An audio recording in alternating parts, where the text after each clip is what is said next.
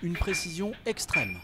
Dans les ateliers de l'entreprise Garros, on assemble avec minutie des capteurs de toute taille et aux fonctions multiples. Aéronautique, industrie, à chaque capteur son usage, mesurer la pression extérieure, la fermeture d'une porte d'avion ou l'impact d'un train d'atterrissage.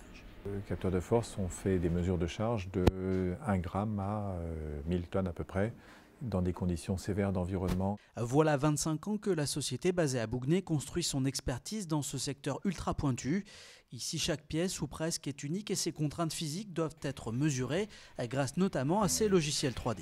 Ce capteur il sert dans l'offshore, donc on a des charges extrêmes comme celle-ci qui est de 2500 kN, c'est-à-dire il subit un effort de 250 tonnes. Là en vert c'est les surfaces d'appui qu'on a simulées et en rouge ce sont par où vont passer les efforts avec les directions. Une expertise qui a permis à Garros de se lancer à l'international, non sans mal. La découverte de ces marchés, c'est toujours très difficile, très long. On est sur des sujets confidentiels souvent, donc aller faire admettre aux gens qu'ils ont besoin de nous en Russie, c'est pas toujours simple, ou au Canada, c'est pas toujours simple.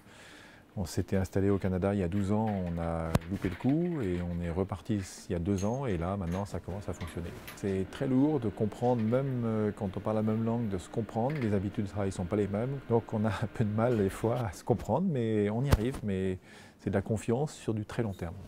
Aujourd'hui, Garros compte plusieurs agences en France ainsi qu'une à Madrid et une à Montréal, au total 140 salariés. Et malgré un chiffre d'affaires reparti à la hausse cette année, la conjoncture reste fragile. On est une goutte d'eau dans un océan, donc grandir dans cet océan, c'est pas très simple et on y va je dirais au cas par cas. Le prochain objectif de Garros est de s'implanter sur le marché russe, un défi pas vraiment facilité par l'actualité géopolitique.